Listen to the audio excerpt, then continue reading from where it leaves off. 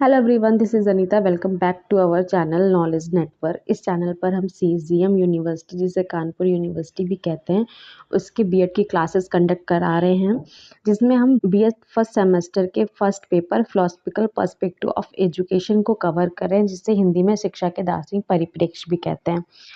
अभी तक हमने इसका जो यूनिट 1 होता है उसका पहला चैप्टर कवर कर लिया और सेकेंड चैप्टर में हम शिक्षा के अभिकरण उसको कवर कर रहे हैं, जिसमें आज का टॉपिक है हमारा विद्यालय शिक्षा के औपचारिक अभिकरण के रूप में।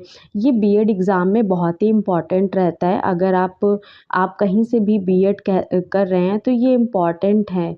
बीएड एग्ज़ाम के परिप्रेक्ष्य में आप चाहे लखनऊ यूनिवर्सिटी से कर रहे हो, प्रयागराज यूनिवर्सिटी से कर रहे हो, या आप किसी भी यूनिवर्सिटी से कर रहे हो, लेकिन ये वहाँ पे टॉपिक होगा ज़रूर। तो ये क्लास नंबर 6 रहने वाली है आपकी। इससे पहले की 5 क्लासेस आपकी हो चुकी हैं। अगर आपको प्लेलिस्ट नहीं मिली है तो मैं लिंक वीडियो को डिस्क्रिप्शन बॉक्स में डाल दूँगी, आप वहाँ से भी जाकर देख सकते हैं। और ये क्लास को देखने से पहले आप पिछली क्लासेस को ज़रूर देख लें, जिससे आपको ज़्यादा समझ में आए। तो चलिए स्टार्ट करते हैं। विद्यालय शिक्षा के औपचारिक अभिकरण के रूप में school as formal agency of education. इसका मतलब है हमें जीवन यापन करने के लिए एक व्यवस्थित शिक्षा की आवश्यकता होती है, जो हमें विद्यालय से ही प्राप्त होती है। आधुनिक समय में नवीन ज्ञान भी हमें वहीं से प्राप्त होता है, और हमारी संस्कृति होती है, उनकी धरोहर होती है, उसे पीढ़ी दर पीढ़ी आगे पहुंचाने का कार्य भी एकमात्र विद्यालय ही है जो ऐसा कार्य करता है।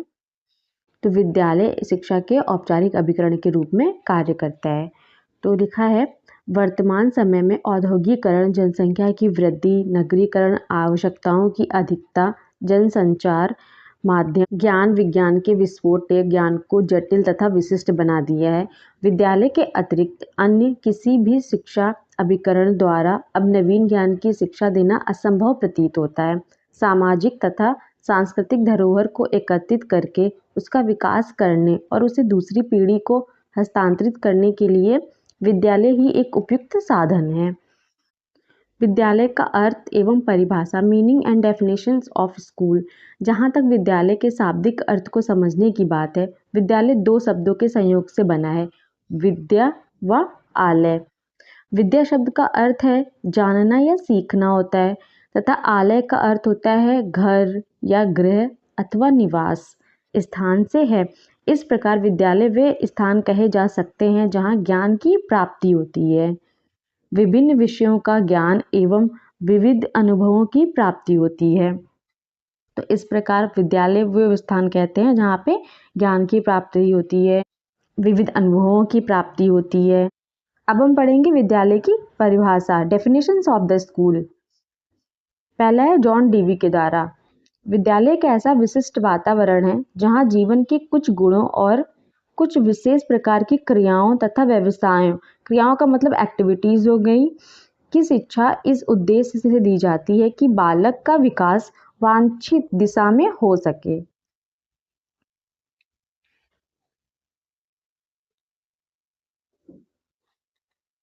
जो नेक्स्ट डेफिनेशन है टीपी नन ने दी है, विद्यालयों को मुख्य रूप से इस प्रकार का स्थान नहीं समझा जाना चाहिए जहाँ किसी निश्चित ज्ञान को सिखाया जाता है, बल्कि ऐसा स्थान जहाँ बालकों को क्रियाओं के उन निश्चित रूपों में प्रशिक्षित किया जाता है जो इस विशाल संसार में सबसे महान और सबसे अधिक महत्व वाली है। जो रॉस ने परिभाषा दी है उसे देख लेते हैं। विद्यालय वे संस्थाएं हैं जिनको सभ्य मनुष्य द्वारा इस उद्देश्य से स्थापित किया जाता है कि समाज में सुव्यवस्थित और योग्य सदस्यता के लिए बालकों को तैयारी में सहायता मिले।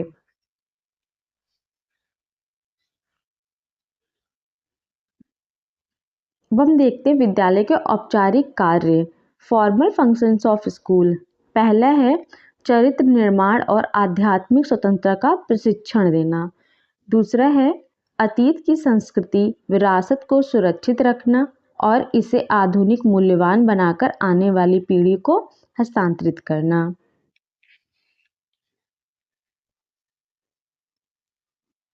तीसरा है छात्रों में सोचने और निर्णय करने की शक्ति का विकास करना, जिससे कि वे अपनी स्वतंत्र विशाल शक्ति को सोचने, समझने और कार्य करने के लिए प्रयोग कर सकें।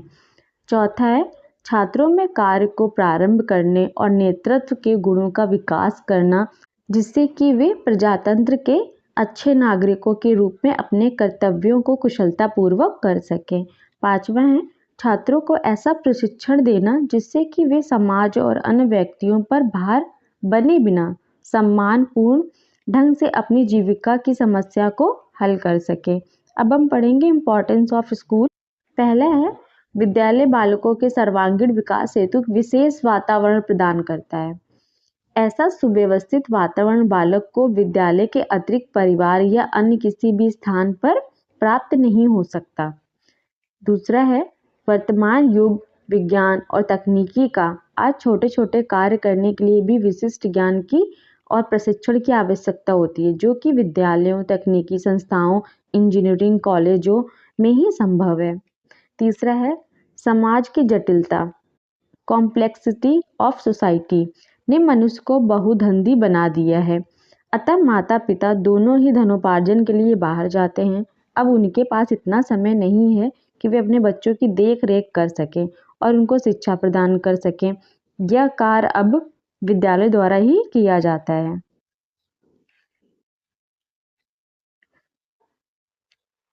विद्यालय समाज की सामाजिक और सांस्कृतिक विरासत के रूप में वहाँ की परंपराओं, मूल्यों, संस्कृति, धर्म, भाषा तथा वैज्ञानिक एवं तकनीकी अनुसंधानों से विद्यार्थियों को परिचित कराता है, ताकि वे अपने ज्ञान एवं अध्ययन से इसमें वृद्धि करने का प्रयास करते रहें।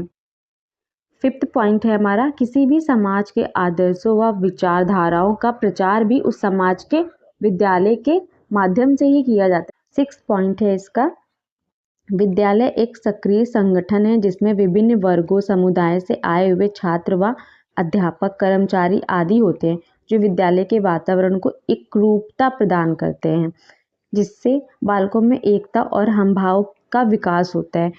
7th पॉइंट है हमारा, 7 पॉइंट है हमारा, विद्यालय समाज का लघु रूप होता है। जो विद्यालय होता है वो समाज का लघु रूप होता है। ये जो लाइन है बहुत इंपॉर्टेंट है बीएड के एग्जाम में, इस पर क्वेश्चन भी बन जाता है कि विद्यालय समाज का लघु रूप है, समझाइए। School is a epitome of society, विद्यालय में ही ज्ञान प्रदान किया जाता है जो समाज और व्यक्ति की उन्नति में सहायक होता है। तो ये थी आज की हमारी क्लास विद्यालय शिक्षा के औपचारिक अभिकरण के रूप में। अगर क्लास आपको अच्छी लगी हो तो लाइक ज़रूर करिएगा, सब्सक्राइब करिएगा, अपने फ्रेंड में वीडियो को शेयर करिएगा जिससे उनको भी स्टडी में हेल्प मिल सके। और मिलते हैं नेक्स्ट क्लास में। Till then take care.